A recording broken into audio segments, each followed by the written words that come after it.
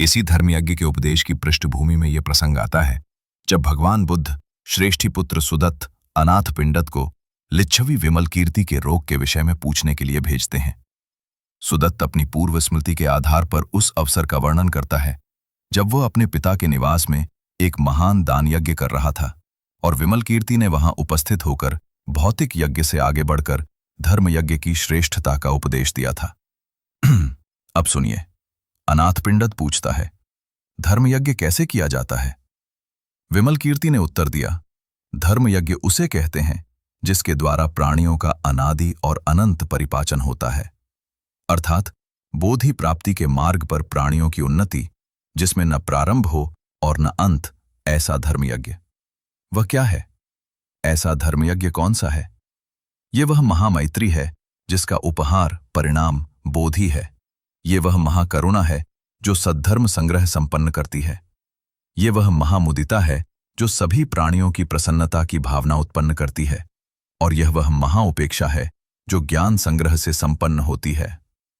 धर्मयज्ञ वह दान पारमिता है जो शांति एवं दम में परिपूर्ण होती है। यह वह शील पारमिता है जो दुशील प्राणियों के परिपाचन में पूर्णता को प्राप्त होती है। यह वह क्षांति पारमिता है जो धर्म नैरात्म्य में पूर्णत्व प्राप्त करती है। यह वह वीर्य पारमिता है जो बोधि की दिशा में प्रयत्न प्रारंभ होने से संपन्न होती है। यह वह ध्यान पारमिता है जो काय चित्त के विवेक में संपादित होती है। यह वह प्रज्ञा पारमिता है जो सर्वज्ञ ज्ञान में संपन्न होती है। धर्म यज्ञ वह शून्यता भावना है जिसकी पूर्णता सभी प्राणियों के परिपाचन में होती है। यह वह अनिमित्त भावना है जिसकी पूर्णता सभी संस्कृत वस्तुओं के परिशोधन में होती है। यह वह अप्रणिहित भावना है जिसकी पूर्णता स्वेच्छा से पुनर्जन्म धारण करने में होती है। धर्मयज्ञ वह बल पराक्रम है जिसकी पूर्णता सद्धर्म धारण करने में होती है।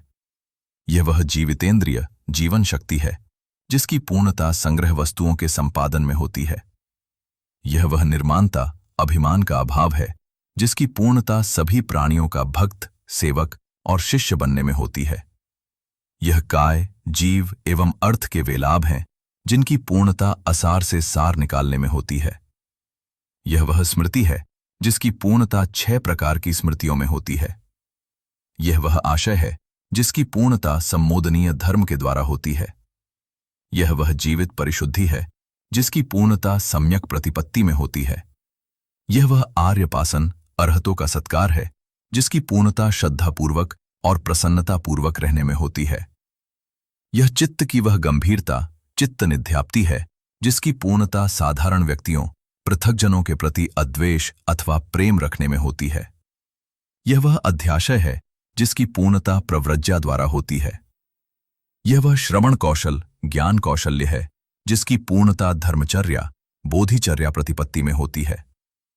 यह वह अरण्यवास है जिसकी पूर्णता विशुद्ध तत्व अरण्य धर्म के अवबोध में होती है। यह वह एकाग्र ध्यान है जिसकी पूर्णता बुद्ध ज्ञान की प्राप्ति में होती है। यह वह योगाचार भूमि है जिसकी पूर्णता सभी प्राणियों को क्लेश से मुक्त करने के योग में होती है। धर्मयज्ञ वह पुण्य साभार है जिसकी पूर्णता लक्षणों और अनुव्यंजनों में होती है जो बुद्ध क्षेत्र के अलंकरण हैं और उन सब उपायों में होती है जिनसे सत्वों का परिपाचन होता है। यह वह ज्ञान साभार है जिसकी पूर्णता सभी प्राणियों को उनके चित्त और काय के अनुसार धर्मदेशना करने में होती है।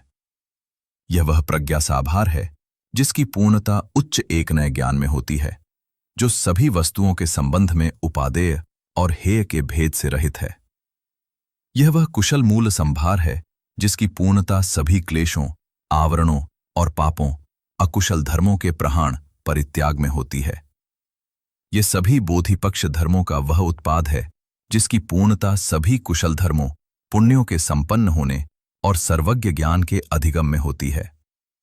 यह कुलपुत्र धर्मयज्ञ है। इस प्रकार के धर्मयज्ञ में प्रतिष्ठित रहने वाला बोधिसत्व यज्ञदायक है, दान यज्ञ करता है, यज्ञ को भली भांति करने वाला है और वह देवताओं सहित सारे लोक में दक्षिणीय दक्षिणा या दान देने योग्य है।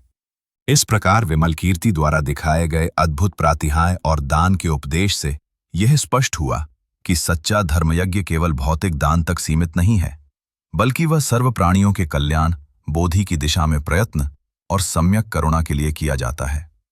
जो व्यक्ति दूसरों को बिना भेदभाव, संभाव और ओतप्रोत करुणा से दान करता है, वही धर्मयज्ञ को पूर्ण करता है और उसे तथागत के समान पुण्य फल प्राप्त होता है।